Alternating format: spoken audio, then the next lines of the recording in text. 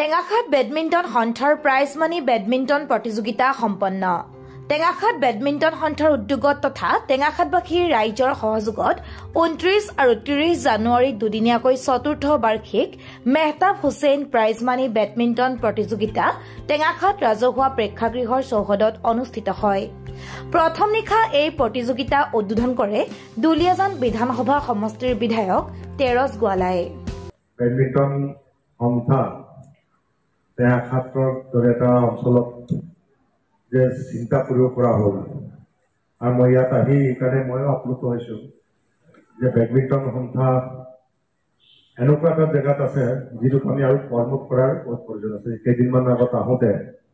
প্ৰাঞ্জল ৰাজখনিকৰ ঘৰত যেতিয়া বহি আমি চাহ খাই আছিলোঁ তেতিয়া আমাৰ বহুকেইজন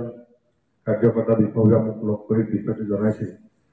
আৰু কৈছিল যে ইয়াত যথেষ্ট সম্ভাৱনা আছে। টেঙাখাত অঞ্চলটো কেৱল বেডমিণ্টনেই নহয়, ৰাষ্ট্ৰীয় পৰ্যায়ৰ প্ৰতিষ্ঠা লাভ কৰা খেলুৱৈৰ ইয়াত আমি কেইবাজনক আমি জানো। গতিকে মই ভাবোঁ যে খেলটো এই অনুষ্ঠানবিলাক নিশ্চয় আমি আগুৱাই লৈ যাব লাগিব। ইয়াত অভাৱ এটা কথা কৈ আছে যে আমি ইনডোৰ এটা ষ্টেডিয়াম কৰিব পৰা যায় নেকি? হয়, এইটোতো পইচা পাতিৰ কথা থাকে, মাটিৰ কথা থাকে। তো মাটিটো ইতিমধ্যে মোক জনাইছে যে হেল্থ ডিপাৰ্টমেণ্টৰ লগত কিবা এটা মাটিৰ সম্পৰ্ক আছে, যিটো ইতিমধ্যে সন্থাৰ নামত আছে বুলি কৈছে। তো আমি এইটো স্বাভাৱিকতে সন্থাৰ নামত যদি হৈ গৈছে মই ভাবোঁ এইটো প্ৰব্লেম নাই। আমি পৰৱৰ্তী সময়ত আমি এটা মাল্টিপাৰ্পজ স্পৰ্ট কমপ্লেক্স বনাব পাৰোঁ নেকি? আজি নিশ্চয় ভাল লাগিছে যে টেঙাখাত দুলীয়াজান বিধানসভা সমষ্টি এটা হাৰ্ট আছে, য'ত হৃদয় স্পন্দন হৈ থাকে। তেনেকুৱা এটা জেগাত আজি মেহতাব হুছেইন সোঁৱৰণী বেডমিণ্টন খেলৰ আজি শুভাৰম্ভ কৰিছোঁ। টেঙাখাত বেডমিণ্টন সন্থাৰ উদ্যোগতা টেঙাখাতবাসী ৰাইজৰ সহযোগত ইয়াত মই এতিয়া গম পাইছোঁ মই ডিব্ৰুগড় জিলাৰ বিভিন্ন অঞ্চলৰ খেলুৱৈসকলে ইয়াত অংশগ্ৰহণ কৰে আৰু আজিও যথেষ্ট মই দেখিছোঁ লাহোৱাল মোহনবাৰীৰ দৰে বিভিন্ন ঠাইৰ পৰা খেলুৱৈসকলে আহিছে আৰু প্ৰত্যেকে খেলৰ প্ৰতি এটা দুৰ্বলতা আছে, কিন্তু প্ৰপাৰ প্লেটফৰ্ম নথকাৰ কাৰণে তেওঁলোকেও এনজয় কৰিব নাপায় বা খেলত অংশগ্ৰহণ কৰিব নোৱাৰে। টেঙাখাত বেডমিণ্টন সন্থাই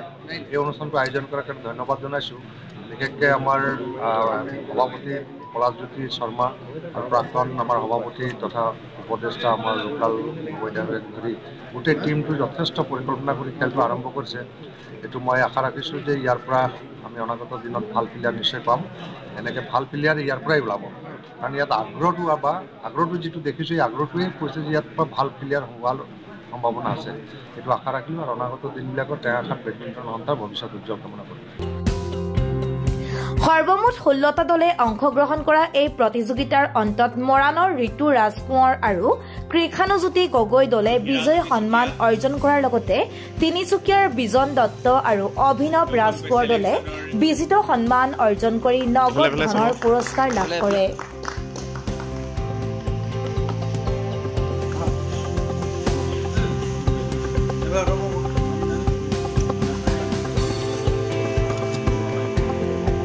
হয়, টেঙাখাত বেডমিণ্টন সন্থাৰ উদ্যোগত আৰু সমগ্ৰ টেঙাখাতবাসী ৰাইজৰ সহযোগত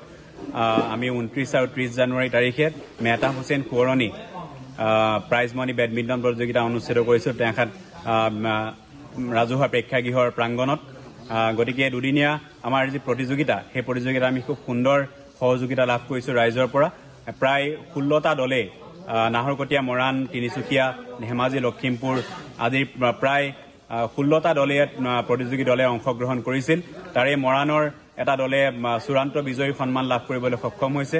আৰু তিনিচুকীয়াৰ এটা দলে বিজিতৰ সন্মান লাভ কৰিবলৈ সক্ষম হৈছে। গতিকে আমি সকলোটিক আন্তৰিক ধন্যবাদ আৰু কৃতজ্ঞতা জ্ঞাপন কৰিছোঁ আৰু অনাগত দিনলৈ যাতে টেঙাখাত বেডমিণ্টন সন্থাই উদীয়মান যিবিলাক খেলুৱৈ তেওঁলোকৰ বাবে এখন আমি মঞ্চ প্ৰদান কৰিব পাৰোঁ তাৰে প্ৰচেষ্টা আমি অব্যাহত ৰাখিছোঁ। গতিকে প্ৰচেষ্টাত সমগ্ৰ টেঙাখাতবাসী ৰাইজৰ সহায় সহযোগিতা আমি নিতান্তই কামনা কৰিছোঁ। আমি বিগত বহু বছৰ ধৰি আমি এটা ইনডোৰ ষ্টেডিয়ামৰ কাৰণে আমি টেঙাখাত বেডমিণ্টন সন্থাৰ তৰফৰ পৰা যথেষ্ট প্ৰচেষ্টা আমি হাতত লৈ আহিছোঁ, কিন্তু এতিয়ালৈকে আমি সফল হ'ব পৰা নাই। আমি চৰকাৰক আমাৰ ফালৰ পৰা এটাই আহ্বান জনাওঁ যে টেঙাখাত এটা বৃহৎ অঞ্চল, যিহেতু প্ৰায় 54খন গাঁৱৰ ল'ৰা ছোৱালী লগতে টেঙাখাত অঞ্চলৰ এটা বৃহৎ অঞ্চল আৰু টেঙাখাত অঞ্চলত অতীজৰে পৰা ক্ৰীড়াৰ ক্ষেত্ৰত সি ক্ৰিকেটেই হওক, ফুটবলেই হওক, লাগিলে খো-খোই হওক আমি দেখি আহিছোঁ। অসমৰ বিভিন্ন অঞ্চলত ৰাষ্ট্ৰীয় আন্তঃৰাষ্ট্ৰীয় পৰ্যায়তো তেওঁলোক আচলতে উজ্জ্বলিবলৈ সক্ষম হৈছে গতিকে টেঙাখাটত এটা ইনডোৰ ষ্টেডিয়ামৰ অতিকৈ আৱশ্যক আমি চৰকাৰক আমাৰ ৰাইজৰ যি প্ৰতিনিধিসকলে আমাৰ ফালৰ পৰা এটা আহ্বান জনাম অনুৰোধ জনাম যাতে তেওঁলোকে আমাৰ যি এই প্ৰচেষ্টাত সঁহাৰি আগবঢ়ায় আৰু অনাগত দিনত আমি যাতে অনতিপলমে এটা ইনডোৰ ষ্টেডিয়াম টেঙাখাটত লাভ কৰোঁ আৰু আমাৰ উঠি অহা প্ৰজন্মৰ বাবে যাতে তেওঁলোকে এটা খুব উজ্জ্বল ভৱিষ্যত আমি দিব পাৰোঁ তেওঁলোকক হয় বিষয়টো খুব গুৰুত্বপূৰ্ণ আৰু বিষয়টো আমি খুব বহু বছৰৰ পৰা অনুভৱ কৰি আহিছোঁ আৰু টেঙাখাটৰ সন্তান হিচাপে বা টেঙাখাট অঞ্চলৰ এজন ক্ৰীড়া খুব নিজেও বেডমিণ্টন খেল যথেষ্ট ভাল পাওঁ আৰু এই ক্ষেত্ৰত মই ভাবোঁ আমি কৰণীয় যিখিনি চৰকাৰী হৈ যিখিনি কৰণীয় কাম মই ভাবোঁ এইবাৰ আমি দৃঢ় প্ৰতিজ্ঞ হৈছোঁ আৰু চুতীয়া ডেভেলপমেণ্ট কাউন্সিলে টেঙাখাট বেডমিণ্টন এছ'চিয়েশ্যনৰ প্ৰতিটো মুহূৰ্তত এবাৰ সহায় সহযোগ আগবঢ়াম বুলি মই প্ৰতিশ্ৰুতি দিছোঁ আৰু আহিবলগীয়া দিনত মই আকৌ এবাৰ কৈছোঁ যে টেঙাখাট বেডমিণ্টন এছ'চিয়েশ্যনৰ নতুন উদ্যমী আমাৰ সভাপতি মোৰ ভাতৃপ্ৰতিম পলাশজ্যোতি শৰ্মা আমাৰ জিতু গগৈক ধন্যবাদ জনাইছোঁ উদ্যোক্তাসকলক ধন্যবাদ জনাইছোঁ আজি খুব সুন্দৰ এখন আমাৰ দিবানৈক্য বেডমিণ্টন প্ৰতিযোগিতা আয়োজন কৰিলে আৰু ইয়াত প্ৰায় ইতিমধ্যে বিভিন্ন দলে অংশগ্ৰহণ কৰিলে অসমৰ প্ৰায় 16টাতকৈ বেছি দলে ইয়াত অংশগ্ৰহণ কৰিলে ইতিমধ্যে জানিবলৈ পাইছোঁ গতিকে এক সুন্দৰ পৰিৱেশ আছে টেঙাখাটত আৰু প্ৰচুৰ প্ৰতিভাসম্পন্ন আমাৰ খেলুৱৈ আমাৰ এই অঞ্চলত আছে গতিকে মই টেঙাখাট অঞ্চলৰ হিচাপে মই আজি আকৌ এবাৰ আপোনালোকৰ মিডিয়াৰ যোগেদি মই কথাটো স্পষ্টভাৱে ক'ব বিচাৰোঁ যে চুতীয়া ডেভেলপমেণ্ট কাউন্সিলে বিষয়টো খুব গুৰুত্ব সহকাৰে লৈছোঁ আৰু চৰকাৰী যি ব্যৱস্থাৰে চুতীয়া ডেভেলপমেণ্ট কাউন্সিলে হওক বা আমাৰ চৰকাৰখনে স্পৰ্ট বিভাগৰ বিষয়ববীয়াসকলৰ জৰিয়তে হওক বা অন্য আমাৰ আমোলাসকলৰ জৰিয়তেই হওক বা আমাৰ প্ৰশাসনীয় যোগ্য ব্যক্তিসকলৰ দ্বাৰাই এইবাৰ আমি ইনডোৰ ষ্টেডিয়ামৰ কাম আৰম্ভ কৰিম আৰু 25ত অহা বছৰ অনুষ্ঠান মই ভাবোঁ এবাৰ আমাৰ ৰাইজে টেঙাখাট বেডমিণ্টন এছ'চিয়েশ্যনৰ উদ্যোগত টেঙাখাটবাসী ৰাইজৰ সহযোগত ইনডোৰ ষ্টেডিয়ামত আমাৰ এইবাৰ প্ৰতিযোগিতাসমূহ আহিবলগীয়া 25 চনৰ বা 26ৰ ভিতৰত 25-26 বৰ্ষৰ ভিতৰত মই ভাবোঁ ইনডোৰ ষ্টেডিয়ামত আমাৰ প্ৰতিযোগিতা অনুষ্ঠিত হ'ব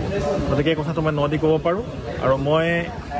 100% আকৌ কৈছোঁ যে এই অঞ্চলৰ বিভিন্ন জাতি জনগোষ্ঠীৰ আমাৰ প্ৰতিভাপূৰ্ণ খেলুৱৈ আমাৰ ল'ৰাসকল আছে প্ৰতিভা খেলুৱৈসকলৰ অভাৱ নাই টেঙাখাট অঞ্চলত গতিকে এই কথাটো খুব গুৰুত্ব সহকাৰে স্পৰ্শকাতৰ হিচাপে লৈ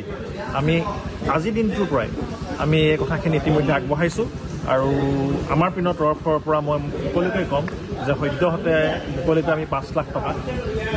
এই ইনডোৰৰ কাৰণে চুতীয়া ডেভেলপমেণ্ট কাউন্সিলৰ তৰফৰ পৰা আমি আগবঢ়াই বুলি প্ৰতিশ্ৰুতি দিছোঁ news text report Tengakhat live